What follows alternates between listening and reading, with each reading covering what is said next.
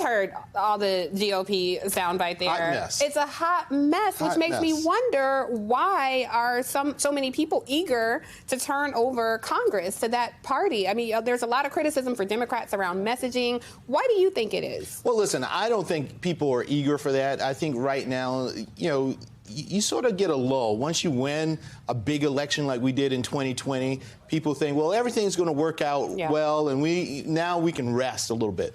But folks have to understand that we can't pause. Saving democracy is not something that you can just take a vacation from.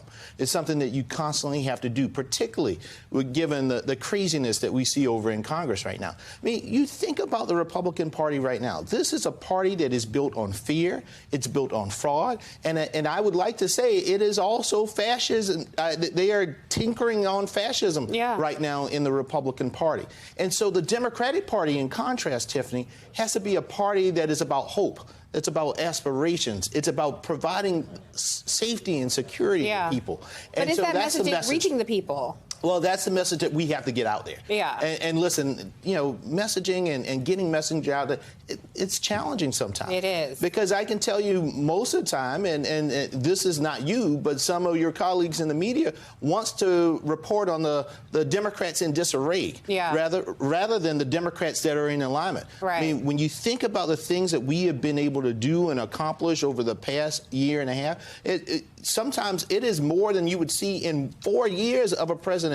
Yeah. And Joe Biden has been able to get that done in almost 2 years. But it's hard for us to get that out there and penetrate that bubble. Listen, you're preaching to the choir. I agree with you about mainstream media talking about the Democrats are in disarray. Let's talk about the fascists on the other side. So I hear that. But I do think there are a lot of people, because like we were just talking about, you and I, we consume, 8 papers in the morning. We look at the minutia of politics. And most Americans are not doing that. And there are still a lot of people who feel disconnected from the party or maybe even disappointed in the party, fair or not. I want you to take a listen. We have Roland Martin on. Okay. The beginning of the show. And Brother Roro is never shy about giving his opinion. I know.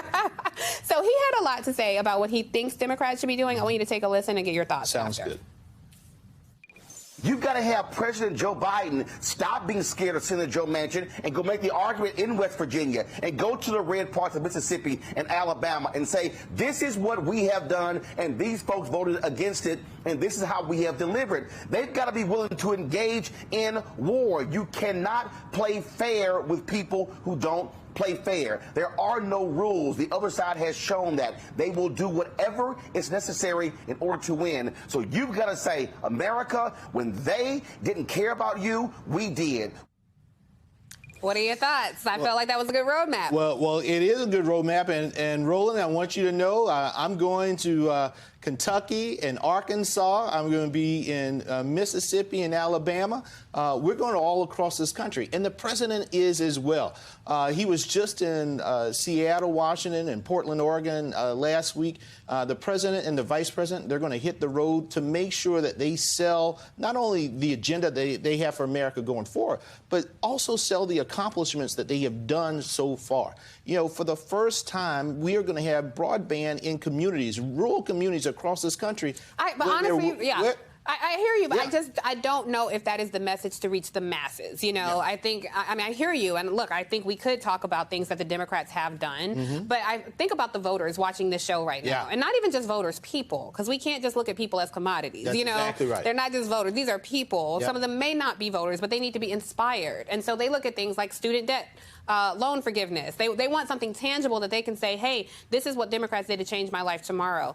Granted, there are other things, but they want something big and tangible. Yes. So what's the message to those folks? So part of the message is, since this president has been president, $20 billion of student loan forgiveness has already happened. But it's not student loan debt forgiveness. And I think a lot of people are looking for that. A lot of Democrats Well, for some folks, it is going to be forgiveness, particularly for folks who have been teachers and been in the public sphere.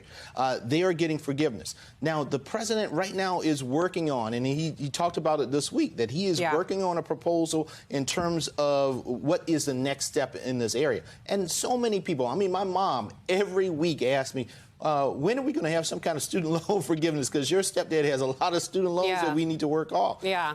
And so this president understands the pain and the pressure points that the American people are looking at, and he's trying to find ways to navigate all of that. I don't think anybody questions that. I think people are just looking for, ways to connect with these candidates and hear something that they can say, this impacted my life today. Speaking of that, what role do you anticipate Vice President Harris will play on the campaign trail? Well, the Vice President and I have already hit the campaign trail. When I first became chair, she and I announced a $25 million investment in our voter protection program on the campus of Howard University. And she is, and Doug Emhoff, the second gentleman, has been going all over the country as well. So both of them are going to play huge parts.